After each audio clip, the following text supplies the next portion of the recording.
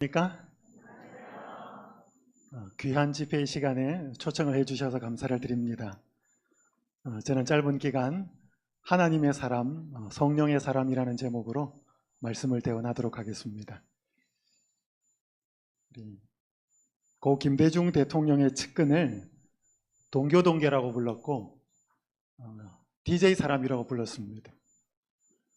고 김영삼 대통령의 측근을 상도동계라고 불렀고 YS 사람이라고 불렀습니다. 이 호칭은 두 대통령의 사저가 위치했던 그 위치와 이름의 영문 이니셜을 따라서 부르던 말이었습니다. 모두 다 대통령의 측근들, 대통령의 사람들이라는 뜻입니다. 요즘은 영문 이니셜이나 사저를 붙이질 않습니다. 친노, 친이, 친박, 혹은 옛날에는 진박, 친문, 친윤, 가깝다는 뜻이지요. 모두가 대통령과 친한 대통령의 사람을 뜻하는 말들입니다. 여러분, 정치하는 사람이 대통령의 사람으로 불리는 것은 좋을까요? 잘 모르십니까? 저도 잘 모릅니다. 어쨌든 간에 이렇게 불리는 사람은 대통령과 친하다는 뜻이지요. 그래서 그 사람의 의중을 알고 또 나누고 대통령과 친하여서 그 생각들을 알고 있는 사람을 우리는 대통령의 사람, 여러 의미로 쓸 수 있습니다. 여러분, 재림신자가 하나님의 사람으로 불릴 수 있으면 좋을까요? 여러분, 그렇게 불리기 원하십니까? 재림신자가 성령의 사람, 그렇게 불리면 좋을까요? 한 주간 이 짧은 기간이 끝나면 우리가 하나님의 사람, 성령의 사람은 어떻게 살고 어떻게 하면 하나님의 사람, 성령의 사람이 될 수 있는지를 꼭 발견하고 돌아가시면 좋겠습니다. 오늘 저는 이 제목이 나오게 된 두 성경 본문을 좀 찾도록 하겠습니다. 열왕기 하 6장에 있는 말씀과 오늘 저는 사도행전에 있는 말씀을 같이를 좀 넘나들겠습니다.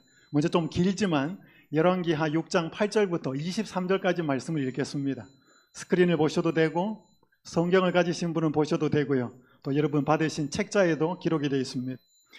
그때 아람 왕이 이스라엘과 더불어 싸우며 그의 신복들과 의논하여 이르기를 우리가 아무데 진을 치리라 하였더니 하나님의 사람이 이스라엘 왕에게 보내 이르되 왕은 삼가 아무 곳으로 지나가지 마소서 아람 사람이 그곳으로 나오나이다 하는지라.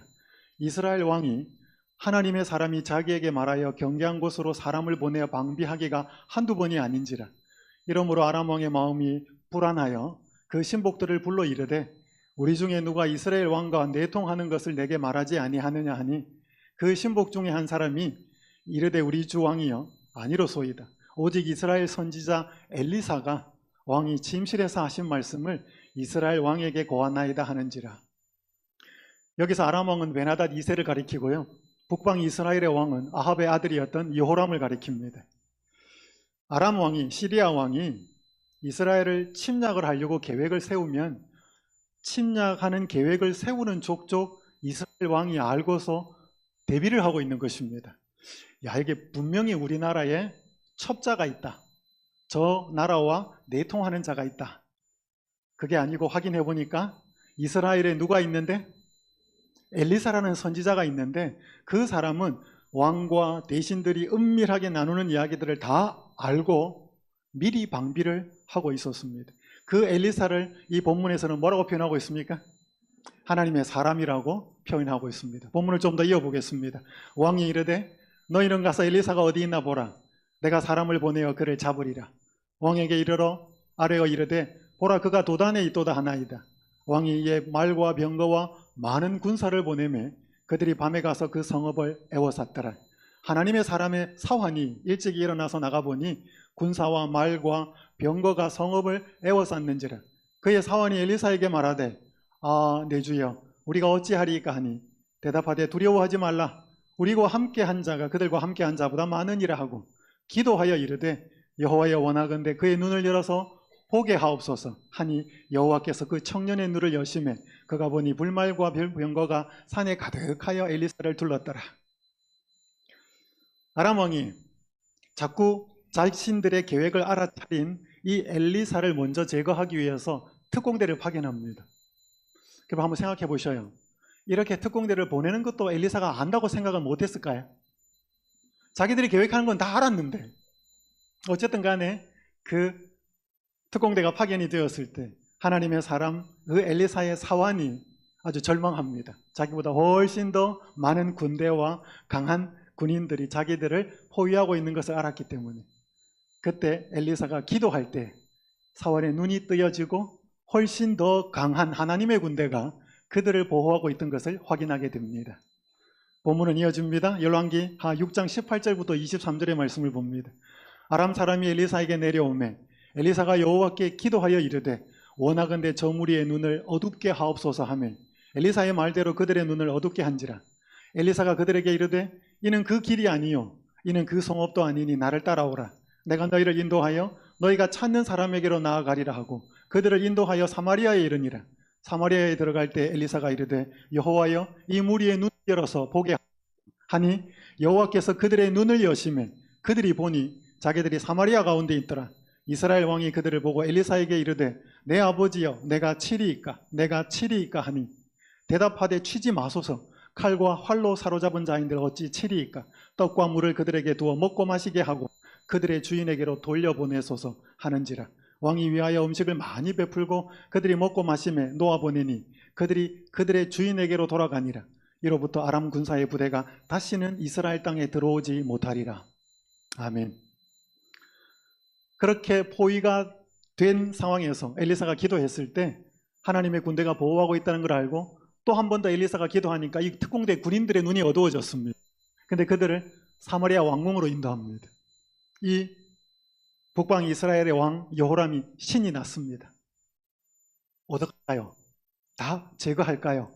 그때 엘리사의 대답이 뭡니까? 그러지 마십시오. 떡하고 물하고 잘 준비하여서 그들의 왕에게로 돌려보내어 주십시오. 그렇게 돌아갔고 그 이후에는 한동안 전쟁이 없었다는 내용이 나오고 있습니다.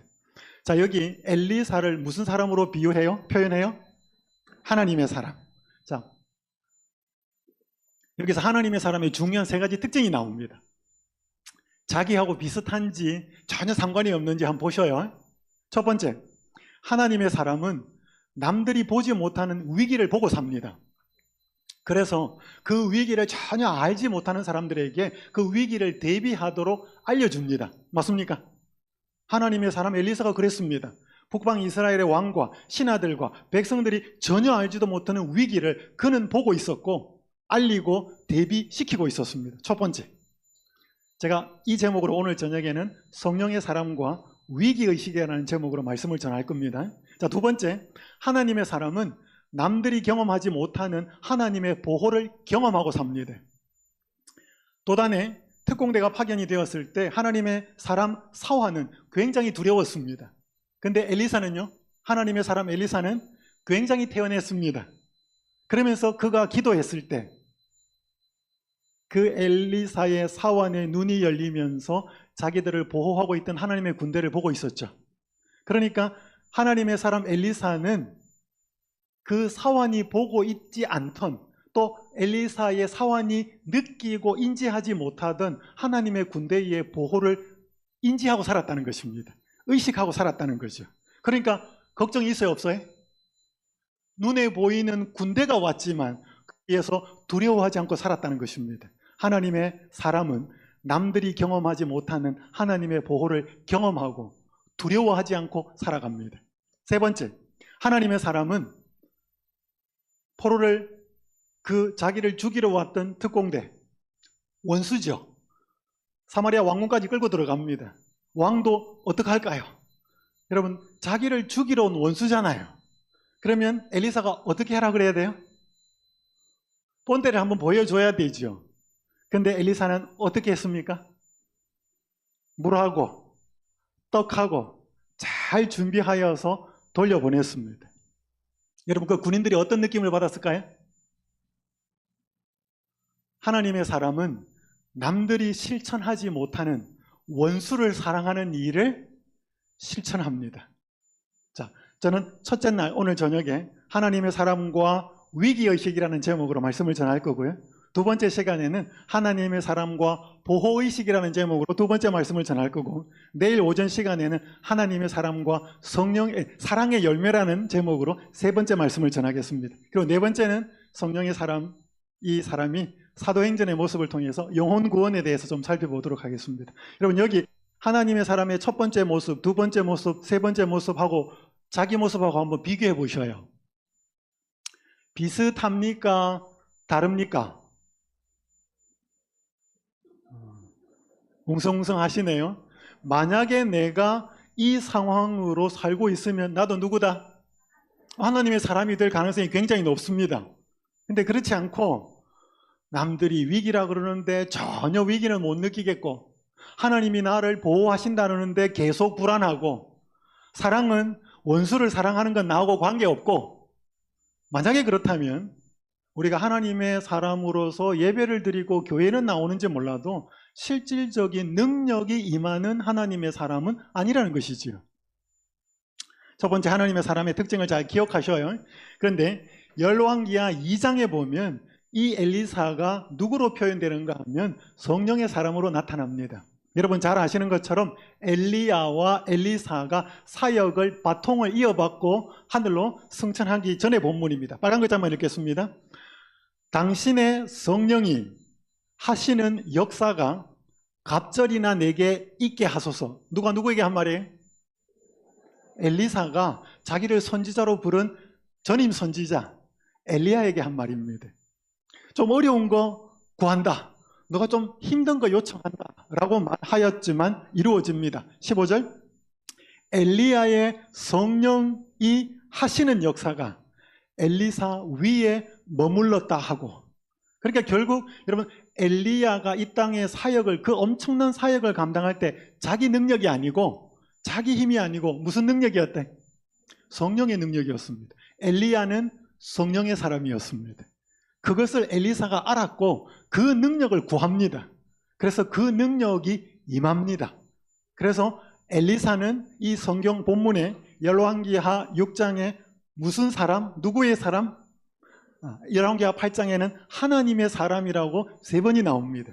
근데 이 본문 열왕기하 2장에 보니까 이 엘리사는 누구의 사람이에요? 성령의 사람이었습니다. 맞습니까?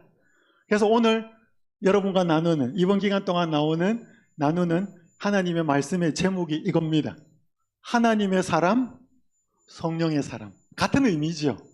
엘리사의 모습을 살펴보면서 오늘 우리의 모습 한번 살펴보고 사도행전 2장과 연관을 시켜서 우리가 어떻게 하나님의 사람, 성령의 사람이 될 수 있는지를 살펴보도록 하겠습니다. 자, 그래서 성령의 사람은 남들이 보지 못하는 위기를 보아서 다른 사람들에게 알려주는 삶을 삽니다. 성령의 사람은 들이 경험하지 못하는 하나님의 보호를 경험하면서 위기 속에서도 두려워하지 않고 평안을 누립니다. 세 번째, 성령의 사람은 남들은 알지도 못하고 알아도 실천하는 것은 생각도 못하고 있는 원수까지도 사랑하는 일을 실천하고 있습니다. 여기 토저가 쓴 글에 보면 사람은 교회 교인들과 어울린다고 해서 교인이 되는 것이 아니며 또는 종교적인 접촉이나 종교 교육을 통해서 그리스도인이 되는 것도 아니다. 빨간 글자 한번 읽어볼까요? 시작. 그리스도인이 되는 것은 중생으로 인해 하나님의 영이 사람의 성품 속에 침투하심으로 되는 것이다. 동의하십니까? 교회 다닌다고 해서 교인은 될 수 있어도 하나님의 사람, 성령의 사람은 안 된다는 것입니다. 오늘 우리가 하나님의 사람, 그리스도인이 되는 것은 오늘 우리가 거듭나야 한다는 것이지요. 이 부분을 계속 좀 살펴보겠습니다. 오늘 자, 첫 시간 성령의 사람과 위기의식입니다. 여러분, 성령의 사람은, 하나님의 사람은 남들이 편안하다, 별로 문제 없다 생각하는데 그 속에서 뭘 볼 수 있어야 한다고요? 위기를 느낄 수 있어야 한다는 것입니다. 자, 여러분이 아까 본문을 읽었기 때문에 다시는 읽지 않습니다. 왕은 삼가 아무 곳으로 지나가지 마십시오. 아람 사람이 그곳으로 나오나이다. 여러분, 결국 엘리사가 하나님의 사람이었기 때문에 이 이스라엘을 침략하려는 시리아의 왕과 군대가 모의하고 계획할 때마다 그 계획을 누가 알려줬어요? 누가 알려줬어요? 하나님이 알려줬겠죠. 하나님이 하나님의 사람 엘리사에게 알려줬겠죠. 그래서 하나님의 사람이라면 아까 제가 살펴봤잖아요. DJ 사람, 동교동계, 상도동계, 뭔가 내 측근이면, 친한 사람이면 뭔가 대통령이 뭔가 큰 일을 혹은 중요한 일을 결정할 때 상의 안 하겠냐고요. 대화 안 하겠냐고요. 그래서 대통령하고 친하면 대통령의 속에 있는 이야기를 듣게 해야 되잖아요. 마찬가지인 것처럼 하나님이 하나님의 일을 하시는데 당신의 사람에게 안 알리시겠냐고요. 그래서 하나님의 사람이 되면 하나님이 알려주신다는 거죠. 그러니까 우리가 하나님의 사람이라는 것은 하나님과 가까워서 하나님이 하시는 말씀과 하시는 계획들을 들을 수 있어야 된다는 것이죠.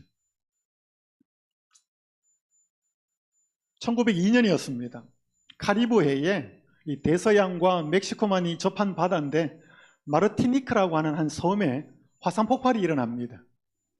그렇게 일어나서 8km가 떨어진 생피에르라고 하는 도시에 그 화산재와 뭐 이런 가스가 덮칩니다. 이 화산 가스하고 제가 13km 반경 안에 있는 모든 것을 다 죽입니다. 초토화시키죠. 1분 만에 무려 3만여 명이 죽습니다. 그래서 나중에 현장에 조사단이 나와서 이제 이 화산의 상황을 조사를 하기 시작합니다. 근데 이 조사단이 아무리 돌아다녀 봐도 특이한 것 하나가 발견이 되었습니다.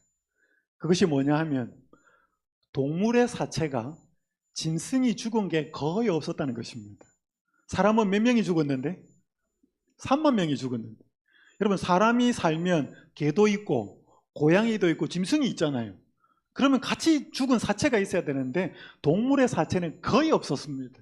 사람만 죽어 있는 거예요. 이유가 뭘까 이게?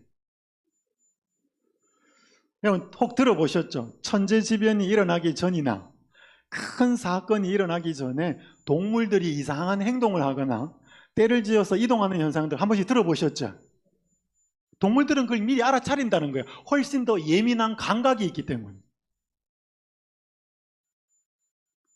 과학자들이 조사를 해보니까 한 원인이 밝혀집니다.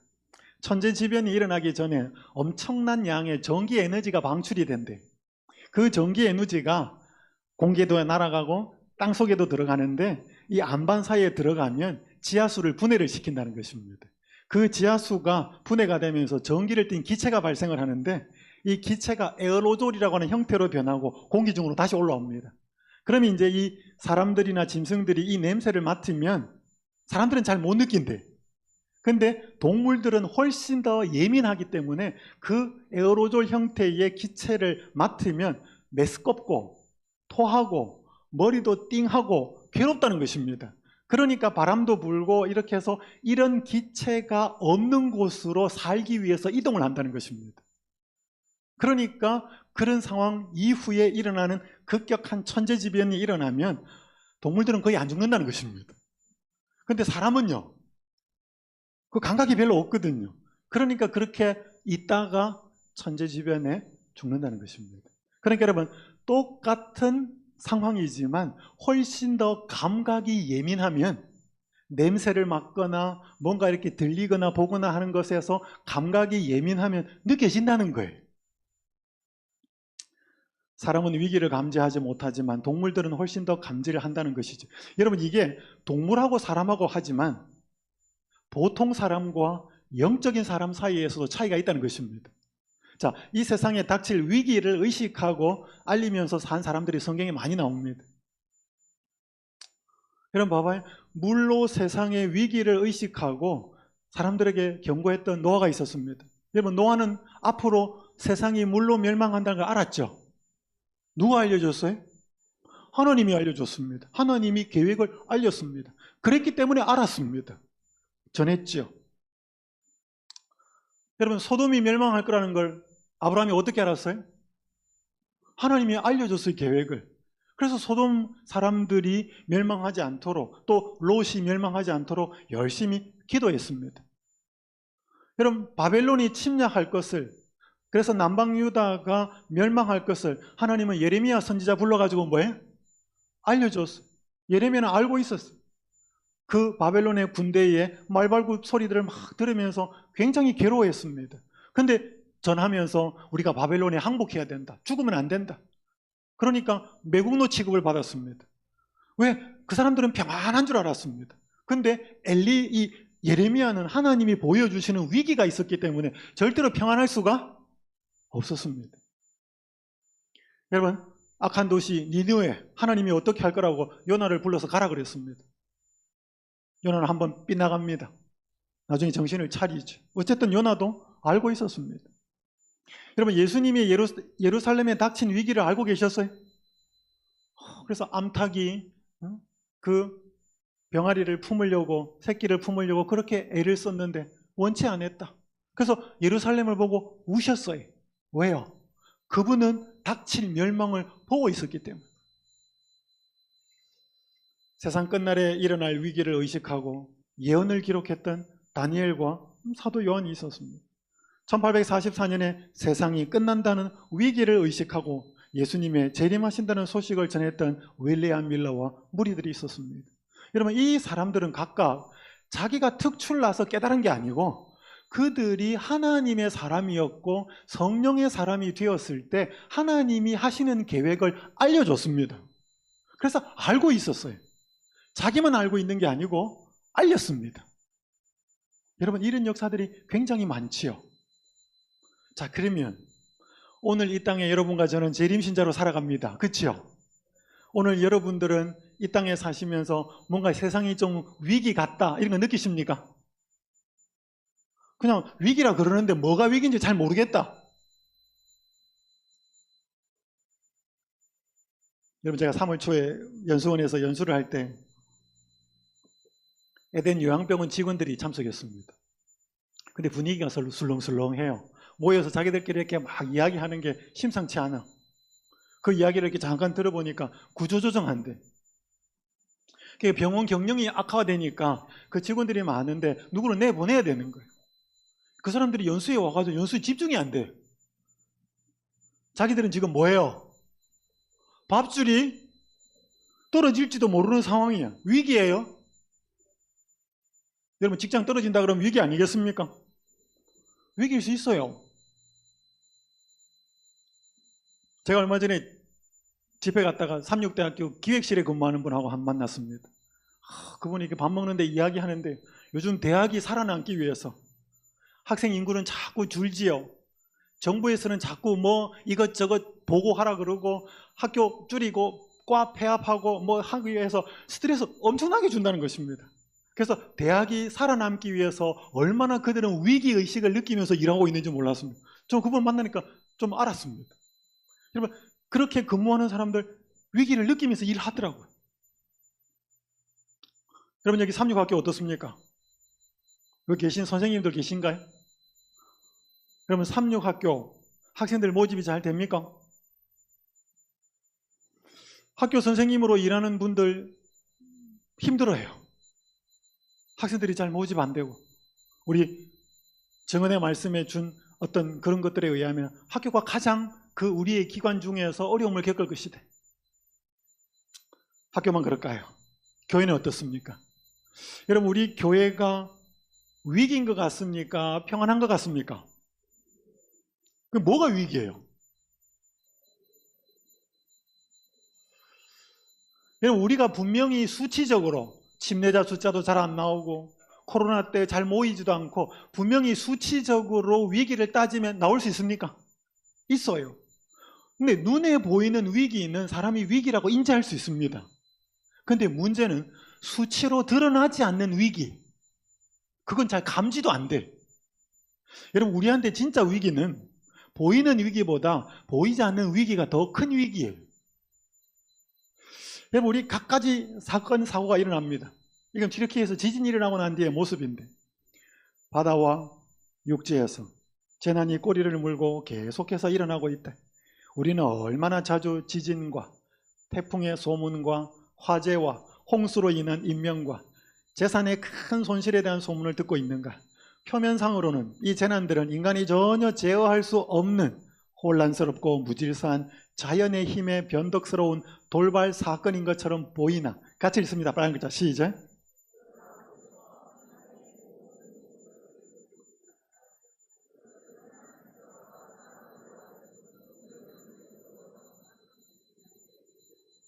지진이 나고 태풍이 오고 그래서 천연재해들이 막 일어날 때 이것들을 통해서 사람들로 하여금 위기를 느끼고 위험을 느껴서 각성시키도록 하시는 하나님의 매개물이라는 것입니다. 근데 여러분 이거 자꾸 일어나면 느낌이 어때요? 또 일어났나 보다. 어디서 요번에 몇 명 죽었대. 워낙 이제 이 큰 거에 좀 예민해져 가지고 좀 적게 죽으면 별로 좀 느낌도 없어. 이제 무뎌지는 거죠. 여러분 우리가 정말 재림신자라고 뭔가 앞으로 어렵고 힘든 일이 닥칠 거라 그러는데 제가 책을 하나 소개해드리겠습니다. 이 디컨슈머라는 책이 한국말로 이렇게 번역이 되어 있는데 이 책 원래 영어 제목은 밑에 이렇게 적혀 있는데 책 제목이 재밌습니다. 세상이 쇼핑을 멈추는 날. 아마 여집사님들이 싫어할 제목이에요. 세상에서 이 좋아하는 쇼핑이 멈추면 어떻게 되나? 그 부제목이 뭐냐면 세상이 쇼핑을 멈추는 날. 소비지상주의를 끝내는 것이 어떻게 우리에게 더 나은 삶과 더 친환경적인 세상을 제공하는가? 뭐 이런 부제목이 붙어 있는데 한 글을 읽어드리겠습니다. 여기 이야기에 안식일이 나와요. 안식일은 휴전 같은 것이다. 모두가 참여하지 않으면 실제 할 수 없는 것. 모두가 일을 멈춰야 한다. 모두가 소비를 멈춰야 한다. 그렇게 하면 새로운 시간과 시간의 형태가 등장해 세상을 새롭게 만들기 시작한다. 여러분 여기 안식일은 우리가 알고 있는 안식일이 아니고 일요일이에요. 그러니까 이 책은 전혀 종교적인 책이 아니에요.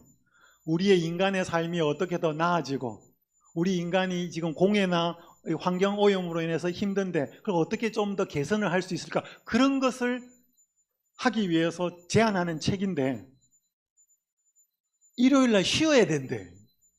이 책이 이야기하고 있는 한 부분이에요.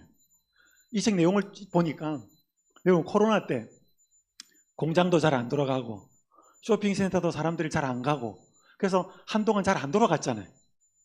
그러면서 사람들이 힘들어했는데 그러면서 또 반대적인 작용으로 좋은 것도 있었어요. 좋은 것도 있었어요. 공장 안 돌아가니까 환경오염이 좋아졌다니까 대기 공기가. 그리고 가족들하고 보내는 시간도 좀 많아졌고 코로나 때문에 힘든 것도 있었지만 좋은 것도 있었거든요. 그런 걸 분석하면서 야 이거 꼭 쉬는 게 꼭 나쁜 것만은 아니구나. 잠깐씩 쉬어주는 거는 좋은 거구나. 그러면서 이 사람들이 일요일날 쉬었던 역사를 쭉 연구해 보니까 미국의 블루로, 이 책에서는 블루로라 그러는데 우리가 알고 있는 썬데이로, 일요일 휴업에 관한 것들, 그런 것들을 쭉 조사해 보면서 앞으로도 이런 것들을 따라서 일요일날 뭐 해야 된다? 쉬어야 된대. 쉬어야 된다. 그러면서 그렇게 쉬면 모두가 일을 멈추고 소비도 멈추고 공장 돌아가는 것도 멈추면 그렇게 하면 새로운 시간의 형태가 등장해서 세상을 새롭게 만들기 시작한다. 이 새로운 세상은 환경이 깨끗해지고 가족들하고 더 친밀해지고 또 힘들고 소외된 사람들 돌아보고 봉사하고 섬기며 그러면 새로운 세상이 나온다. 그러니까 일요일에 뭐 하자? 여러분 제가 어떻게 이 책을 보게 됐는데 전혀 종교적인 책 아니에요. 그런데 이 책은 앞으로 우리가 일요일을 쉬어야 한다라고 주장하고 있습니다. 자, 여러분과 저는 이게 뭘 의미하는지를 알아요. 그죠? 우리 예언을 알고 있으니까. 그래서 여러분, 앞으로 이루어질 세상은 종교적인 색채를 띠지 않으면서 그런 일이 일어날 거예요. 환경 문제, 가족 간의 문제, 우리 이래서는 안 된다. 뭔가 모종의 조치를 취하고 가정이 무너지고 환경이 더 이상 악화되지 않도록 하기 위해서 우리 일주일에 하루 정도는 뭐 하자? 쉬자. 그래서 여기 안식일이라고 말한 건 일요일이에요. 여러분 이런 일들이 세상에서 뭐 하고 있다고요? 진행이 되고 있다고요. 우리는 잘 몰라. 에이, 우리는 옛날에도 그런 이야기 했고 또 지금도 그런 이야기에 적혀 있지만 별로 다가올 것 같지 않은 그런 위기. 여전히 애 키우고, 여전히 내 돈 벌고, 여전히 내 건강 챙기면서 살아가는 우리. 여러분, 이 세상에 재림교회가 닥친 위기 중에 보이는 위기보다 더 큰 위기는 보이지 않는 위기입니다. 이게 한번 읽어볼까요? 교회증언 8권에 있는 말씀. 세속적인 시작. 세속적인 사람들과 그리스도인이라고 공언하는 많은 사람들을 구분하는 선은 거의 분별할 수 없다. 한때 열렬했던 많은 재림신자들이 세상과 일치되어 있다. 제가 한 만화를 이렇게 인터넷으로 세 카트로 되어 있는 그 커트를 봤는데 재밌었습니다. 예쁜 공주가 왕관을 쓰고 있었습니다. 그 공주 앞에 두꺼비 한 마리가 있었습니다. 그 두꺼비는 왕자가 마녀의 저주를 받아서 두꺼비가 되어버렸어요. 그 첫 번째 만화 컷이에요. 두 번째 컷은 그 공주가 두꺼비에게 키스를 하는 장면이에요. 그렇게 하면 저주가 풀려가지고 짠 하고 두꺼비가 왕자님으로 되는 거예요. 원래 예상하는 시나리오에 의하면. 두 번째 커트에 공주가 두꺼비에게 키스를 딱 하는데 세 번째 컷 만화는 두꺼비 두 마리가 있습니다. 그게 만화 컷이었어요. 원래대로 하면 두꺼비가 뭐가 돼야 되는데 왕자님이 짠 되어가지고 왕자님하고 공주님하고 결혼해서 잘 먹고 잘 살았다. 이게 동화인데 그 공주가 두꺼비에게 키스를 했는데 그 두꺼비가 왕자가 안 되고 자기가 두꺼비가 돼버렸어요. 여러분, 제가 그걸 보면서 오늘날 교인들이 교인 아닌 사람들과 어울려서 하나님을 아는 능력과 예수님의 선한 품성이 드러나서 오늘 그들을 누구로 만들어야 되는데 그리스도인 아닌 사람들을 그리스도 닮은 사람으로 만들어야 되는데 우리가 그들하고 섞여버리면 누가 돼버리면 우리가 믿는 신자가 안 믿는 신자처럼 돼버리는 거예요. 이 말이에요. 이게 한때 열렬했던 많은 재림신자들이 세상과 일치되어 있다. 우리가 그들을 변화시킬 능력이 없고 우리가 그들하고 시간 보내고 일하고 같이 애 키우고 어울리다 보니까 우리가 그 사람들처럼 돼버렸대. 여러분, 어쩌면 이게 이 교회 안에 있는 세속화가 어쩌면 우리 재림신자들이 잘 인지하지 못하고 있는 진짜 위기인지 모릅니다. 일요일 휴업령이 닥치고 그 분명히 위기일 텐데 오늘 내 속에 여전한 세상을 사랑하는 마음이 살아있다 이 말이죠. 예부터 이런 말씀이 있습니다. 나는 교회를 향하여 엄숙한 말을 한다. 한번 빨간 글자 읽어보겠습니다. 시작.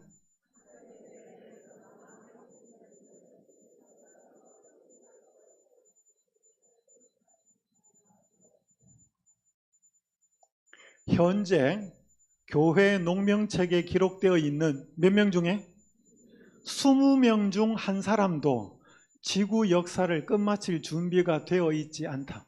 그러니까 여러분 20명이 한 명이 아니고 20명 중에 한 명이 안 된다. 그럼 100명이면 교회 우리 식구가 100명이면 몇 명이 안 된다? 5명이 안 된다. 여러분 심각한 거예요? 별로예요? 굉장히 심각하죠? 위기 같아요? 에이, 목사님 이건 책에 있는 말입니까? 그들은 하나님을 위한다고 말하고 있으나 실상은 뭐를? 돈을 더 열심히 위하고 있다. 생활은 뭐처럼 하면서? 생활은 죄인들처럼 하면서 그리스도인이라고 주장한다.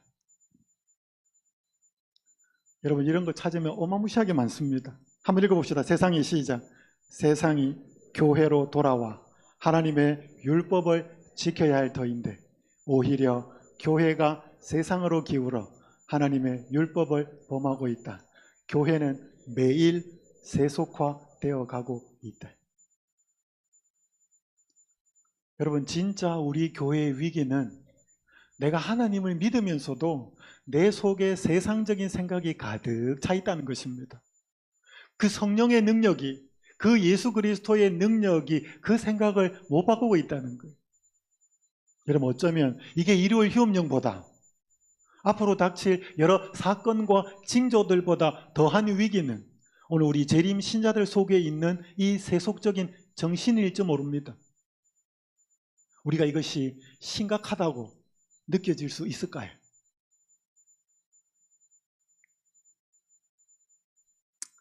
자, 그래서 오늘 저는 여러분들과 함께 우리가 성령의 사람, 성령 충만한 사람, 하나님의 사람이 되면 이 위기의식을 느끼고 산다는 것입니다.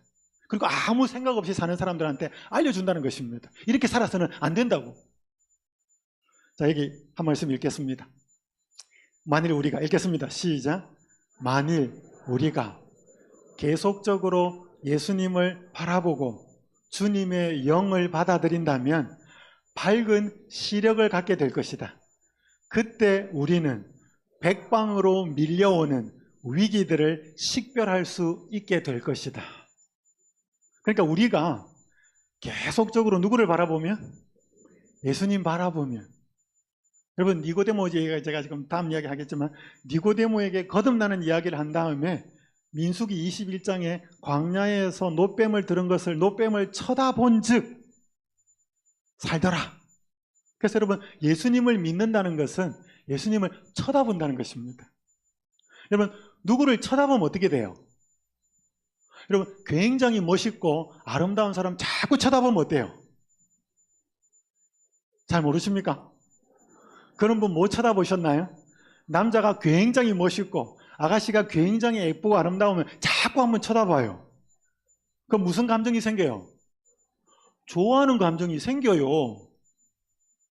멋있고 훌륭한 사람 자꾸 쳐다보면 좋아하는 감정이 생겨요. 근데 이상한 사람 자꾸 쳐다보면요, 싫은 감정이 막 자꾸 생깁니다. 예수님을 자꾸 쳐다보면 어떻게 돼요? 여러분, 이 세상에서 제일 슬픈 소식은 사람 죽었다는 이야기, 사람 죽어가는 이야기. 십자가 예수님을 자꾸 쳐다보면 저분이 왜 죽었지? 왜 저렇게 비참하게 죽어가지? 여러분, 그거 자꾸 한번 쳐다보셔요. 저게 자기 죄 때문이야? 아니면 다른 사람 죄 때문이야? 여러분, 그걸 자꾸 쳐다보면 생각이 자꾸 달라져요. 감동이 오고 깨달음이 오고 느낌이 달라지고, 그래서 내 마음에 없던 생각이 생겨나요. 그럼 이게 거듭나는 거예요. 그래서 거듭나는 건 어금니 깨물고 하는 게 아니고, 거듭나고 믿음이 생기려면 예수님을 자꾸 뭐 해야 돼? 자꾸 쳐다봐야 돼. 그분이 정말로 매력적인 분이고 좋은 분이고 사랑이 넘치는 분이고 긍휼이 풍성한 분이기 때문에 그분을 자꾸 쳐다보면 우리 속에서 뭔가 생겨요. 자꾸. 그렇게 생기면 주님의 영이 들어온다 이 말이지. 그렇게 성령이 생기면, 성령이 내 속에 들어오면 눈이 밝아진다는 거예요. 눈이 밝아져서 백방으로 밀려오는 주변의 위기들을 식별할 수 있게 될 것이다. 그러니까 성령의 사람이 되면 남들이 못 보는 걸 본다는 것입니다. 누구처럼? 엘리사처럼. 그래서 야, 이런 위기 있어, 이거 준비해야 돼, 대비해야 돼, 이렇게 알리고 사는 사람이 하나님의 사람이고 성령의 사람이라는 거예요. 자, 그래서 여러분, 그거 되시기 위해서 이 자리에 오셨죠? 그죠? 이 오후에 할 일도 많고 만날 사람도 많은데 여러분들이 이 자리에 오신 것은 내가 그렇게 예수 그리스도를 바라보고 예수님의 그 사랑과 은혜와 자비가 내 마음에 감동이 되고, 그래서 내가 거듭나고 내가 성령의 사람이 되어서 우리가 하나님께서 우리에게 무엇을 맡기실런지 그 사명을 감당하기 위해 오셨다고 생각이 됩니다. 자, 그래서 저는 사도행전으로 갑니다. 일단 우리가 성령을 받기 위해서는 성령을 받는 모델이 사도행전 1장이에요. 하나님께서는 들려오는 모든 것을 우리가 듣고 눈에 보이는 모든 것을 보기를 원치 않으신다. 잘 보셔요. 여러분, 이 세상에 들려오는 소리 많아요. 정치 이야기, 돈 버는 이야기, 누가 싸웠다는 이야기, 들리는 이야기 참 많아. 보이는 이야기도 굉장히 많아요. 근데 우리가 보이고 들린다고 해서 다 보고 다 듣지 말아야 됩니다. 때때는 눈을 감아야 되고 때때는 귀를 막아야 될지도 모릅니다. 근데 귀를 가리고 듣지 않는 것과 눈을 감고 보지 않는 것이 큰 축복이다. 근데 가장 큰 열망은 우리 자신의 단점을 식별하기 위한 밝은 시력과 필요한 모든 책망과 교훈을 놓치지 않는 예민한 귀를 갖고자 하는 것이어야 한대. 세상에 돈 벌고 힘들고 우째우째 살고 하는 그런 거 보고 듣는 데는 눈 좀 감아도 되고 귀 좀 막아도 되는데, 내 자신의 죄된 모습을 보거나 내 영적인 상태를 깨닫게 하는 그것은 보고 듣는 열망이 있어야 된다는 것입니다. 그럼 제가 캐나다에 한번 집회를 간 적이 있습니다. 집회를 마치고 한번 그 캐나다 민속촌을 가게 됐는데, 그 민속촌의 제재소에 이 옛날에 말을 이용해 가지고 그런 어떤 나무들을 운반하고 자르고 하는 그런 그 제재소의 그 상황을 공무원들이 그 재연을 해주는 거예요. 그래서 한동안 봤는데 되게 재밌었어요. 근데 제 눈에 훨씬 더 재밌었던 것은 그 두 마리 말을 통해서 제재소에 뭐 일을 하는데, 제 눈에 신기한 게 말 눈 있죠? 이런 말 눈이 어디 붙어 있어요? 앞에 있어요? 옆에 있어요? 여기 모퉁이에 붙어 있습니다. 그래서 말 눈에다가 덮개로 가려놨어요. 되게 궁금해서 말 눈에 왜 이렇게 덮개를 가려놨나? 나중에 확인을 해보니까 이런 말이 여기 사각이 붙어 있어요. 눈이. 그러니까 말은 앞도 보고 옆도 봐요. 좋을까요? 장점이 있죠. 우리는 앞 보면 옆은 잘 안 보입니다. 근데 말은 앞과 옆을 동시에 볼 수 있습니다. 근데 동시에 볼 수 있기 때문에 단점도 있어요. 하나를 집중을 잘 못해. 그래서 앞만 보고 일하라고 옆 눈을 가려 놓은 거예요. 덮개를 덮어가지고. 그래서 앞만 보고 가라는 거지. 굉장히 제 그때 그 말들의 모습이 신기했습니다. 여러분, 우리가 때때로 세상에 화려하고 잘 나가는 삶에 우리 눈과 귀를 가려야 될 때도 있습니다. 근데 진짜 우리의 눈과 귀를 열어둬야 될 게 뭐냐 하면 우리의 상태를 아는 일에 눈도 열어야 되고 귀도 열어야 된다는 것입니다. 그게 바로 성령을 받는 비결이에요. 성령입니다.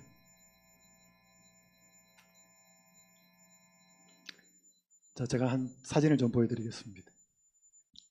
여기 칠레인데, 이 칠레 아타카마 사막이,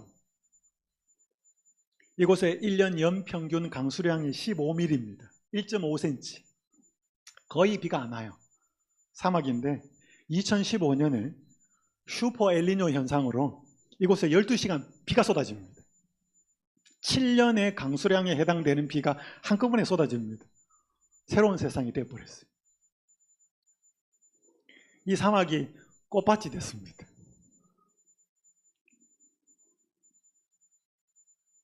여러분, 이게 사막이에요. 사막에 1년 동안 15mm, 1.5cm 오는 비 오는 동네인데, 슈퍼 엘니뇨 현상으로 7년 동안 쏟아질 비가 12시간 만에 다 쏟아져 버렸어요. 그러니까 이 사막이 어떻게 되어버렸어요? 꽃밭이 되어버렸어요. 여러분, 이거 뭐가 이렇게 한 거예요? 비가. 여러분, 비 중요하죠? 저는 연수원에 있으면서 농사는 처음 지어봤습니다. 근데요, 우리 장로님이 뭐 비료도 뿌리고 뭐 또 만들고 아무리 준비하고 뭐 심어 놔도 뭐 안 오면 농사 짓는 일 힘들어요. 그죠? 농사 짓는 일 힘듭니다. 농사 짓는 일 힘든데 사람의 노력이 정말 중요한데, 농부의 노력을 아무리 넣어도 뭐 오지 않으면, 비 오지 않으면 농부의 모든 수고가 헛방입니다. 여러분, 비는 이렇게 중요하죠? 비는 정말로 중요합니다. 그러니까 비가 오면 새로운 세상이 생기는 거예요. 이거 누가 하는 거예요? 하나님이 하는 거예요. 여러분, 이 넓은 사막에 사람 동원시켜가지고 꽃을 한번 심어봐요. 이거 맨날 며칠 걸릴 거예요. 이렇게 꽃밭을 만들려 그러면. 근데 하나님은 뭐예요? 순식간에 비 오게 만들어서 이 황량한 사막을 꽃밭으로 만들어 버렸어요. 이게 누가 하는 거예요? 하나님이 이렇게 하는 거예요. 비를 통해서. 오늘 우리에게 하나님이 약속한 비가 있습니까? 그 무슨 비예요? 늦은 비예요. 그러니까 오늘 우리가 열심히 선교해야 되고 열심히 교회 일 해야 되지만, 그것보다 더 중요하게 더 열심히 해야 될 게 뭐냐 하면 이 늦은 비를 받는 준비를 하셔야 돼. 왜냐하면 이 비가 내리면 새로운 세상이 생기기 때문에. 여호와께서 너희의 땅에 이른 비, 늦은 비를 적당한 때에 내리시리. 이게 뭐예요? 약속이에요. 비 주겠다. 구하라. 자, 여러분, 이 성령 충만을 받는 조건 중에 하나가 뭐예요? 내 상태를 돌아보는 것입니다. 제가 시간이 좀 되었기 때문에 좀 건너뛰겠습니다. 여기 정채봉 씨가 쓴 마음을 찍는 사진기라는 글이 있습니다. 한번 읽어드릴게요. 어느 마을의 시장에 사람의 마음을 찍는 사진기가 있었습니다. 어떤 유명한 정치가를 찍었더니 돈다발이 찍혔습니다. 돈 많은 시장님을 찍었더니 술과 여자가 찍혀 나왔습니다. 어떤 남자는 늑대가 찍혀 나오고 어떤 여자는 여우가 찍혀 나왔습니다. 그러던 어느 날 시장에 얼굴이 험상궂게 생긴 사나이가 나타났습니다. 사람들은 생각했습니다. 틀림없이 무시무시한 흉기가 찍혀 나올 거야. 사나이가 카메라 앞을 지나갔습니다. 방긋 웃는 아이의 얼굴이 찍혔을 뿐 사나이는 단지 미역 한 꾸러미만을 들고 시장을 벗어나고 있었습니다. 이런 카메라 없어요. 여러분, 만약에 이런 카메라 있다면, 그래서 우리의 마음을 팍 찍으면 뭐 나올까요? 여러분, 일주일 동안 살았던 여러분의 삶을 이렇게 찍어갖고 안식일 교회 오면 이렇게 스크린으로 보여주면 우리는 부끄러울까요? 당당할까요?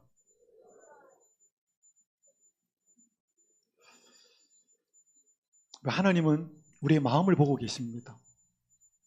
여러분, 이 사람이 굉장히 험상궂게 생겼어요. 분명히 저 속에는 무시무시한 흉기가 찍혀 나올 거예요. 근데 그 카메라 앞을 탁 지나가니까 방긋 웃는 아이의 얼굴이 찍혔고 손에는 미역구름이를 들고 있었대. 무슨 상황이에요? 아, 자기 아내가 출산한 것 같아. 근데 그 험상궂게 생긴 사람이 아이 얼굴이 찍혔다는 거죠. 여러분, 오늘 우리가 우리의 마음을 살펴야 합니다. 아까 말씀드린 것처럼 세상에 잘 나가고 좋은 이야기들 눈을 가리워야 되고 귀를 막아야 될 필요가 있지만 우리의 상태를 아는 일에 우리는 온 마음을 기울여야 합니다. 여기 참 두려운 말이 있습니다. 제가 파란 글자 읽을 테니까 빨간 글자 읽으셔요. 각 영혼은 마치 그가 구주께서 위하여 죽으신 유일한 사람인 것처럼 예수님에게 잘 알려져 있다. 그분은 읽습니다. 시작.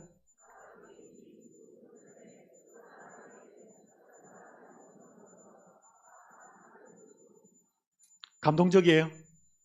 여러분, 이 지구상에 그 사람 외에는 다른 사람이 없는 것처럼 우리를 돌보신대요. 여러분, 여기 지금 몇백 명 모였는데 저보고 다 한 소리씩 한번 해봐요. 제가 누구 말하는지를 몰라요. 여러분, 우리가 여기서 다 기도하면 저는 못 알아들어요. 다 한 소리씩 하면 조용히 하시고 한 분씩 이야기하십시오. 그래 저는 알아들어요. 여러분, 우리가 여기서 다 기도하면 하나님 알아들을까요? 얘들아, 한 명씩 기도했으면 좋겠다. 니네들 무슨 말 하는지 정신이 없다. 그게 아니라는 거죠. 여러분, 오늘 우리가 하나님을 향해 다 기도할 때 이 세상에 아무도 없고 그 한 사람만 기도하는 것처럼 듣는다는 거예요. 우리 기도를 각각을 그렇게 듣는다는 거예요. 여러분, 여기 어머니들 초등학교 앞이나 유치원 앞에서 학교 마치고 애들 쫙 나오는데 많은 학생들이 나오지만 누구에만 보여요? 내에만 보여요. 한 사람. 그러니까 여러분, 이 땅에 있는 많은 신자들이 있지만 하나님한테는 그 사람이 다 뭉뚱그리는 게 아니고 1대1이라는 거예요. 굉장히 중요합니다. 우리가 하나님한테 그런 존재라는 거예요. 이 세상에 아무도 없고 나 한 사람만 있는 것처럼 우리를 돌보신대. 감동적이에요? 우린 여기 아멘해. 근데 다음 말 보셔요. 비록 온 인류가 하나님 앞에서 심판을 받을지라도 하나님께서는 각 개인의 사건을 조사하기를. 읽습니다. 시작.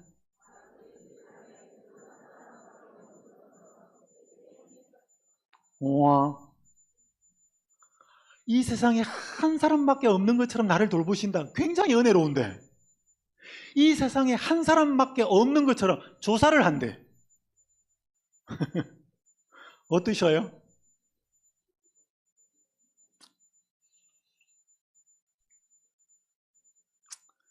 이제 제가 마무리하고 마치겠습니다. 한 이야기만 좀 드릴게요. 우리가 성령의 사람이 되어야 되는 분명한 이유가 있습니다. 아까 말한 것처럼 이 세상에 보이지 않는 위기가 정말 많은데 누군가는 그걸 보고 알려줘야 돼요. 자, 성령이 사람이 되면 하나님은 어떤 일을 하실 건가? 제가 좋아하는 이 루마니아 출신의 페이블 고야라는 목사님인데, 저 이 이야기하고 마치겠습니다. 이분은 잘 나가는 사업가였습니다. 근데 이 루마니아의 사회에서 자꾸 목회를 하라 그랬습니다. 근데 이분이 목회를 했어요. 근데 이분이 1년에 얼마나 돈을 벌었냐면 50만 달러 이상을 받았습니다. 근데 목사를 하고 월급을 받는 게 250불이에요. 자기가 버는 수입의 1000분의 1도 안 돼. 근데 그걸 받아들입니다. 그래서 돈 뭐 다 내려놓고 목회를 정말 열심히 했습니다. 네 교회를 맡았는데 교회가 다 부흥이 됐습니다. 어느 날 그 한 교회에서 전도회를 하기로 준비를 하면서 어떤 그 거리를, 또 그 근처에 있는 거리를 차를 타고 운전하다가 갑자기 뛰어드는 한 청년 치였어요. 툭 나가 떨어졌어요. 내려서 확인을 하니까 막 온 만신이 다 부서졌어요. 병원에 데려가가지고 의사한테 치료를 받고 막 하는데 결국 죽었어요. 팔, 다리, 머리, 온 뼈가 다 부러지고 그렇게 죽었어요. 근데 이 목사님은 지금 그 지역에서 뭐 해야 돼요? 전도해야 돼. 근데 그 19살 학생인지 청년인지 그 19살이라는 메네메네라고 하는 청년이었는데, 그 청년은 그 지역에서 모르는 사람이 아무도 없어요. 왜 그런가? 되게 불우한 사람이었습니다. 부모도 뭐 어떤지 잘 모르겠고, 그러니까 다리도 절어요. 다리도 절고 말도 더듬어. 그러니까 집에서 동네에서 이렇게 도와주고 그런 사람이, 불쌍한 사람이에요. 그 사람을 재림교회 목사가 교통사고를 내가지고 세상을 떠났어요. 전도해야 돼. 이 목사님이 굉장히 큰 부담이 생겼어요. 하나님께 기도를 하기 시작합니다. 뭐라고 기도했는가 하면, 하나님, 지금 하나님의 이름이, 하나님의 영광이 땅에 떨어집니다. 지금 하나님이 욕을 받게 되어 있습니다.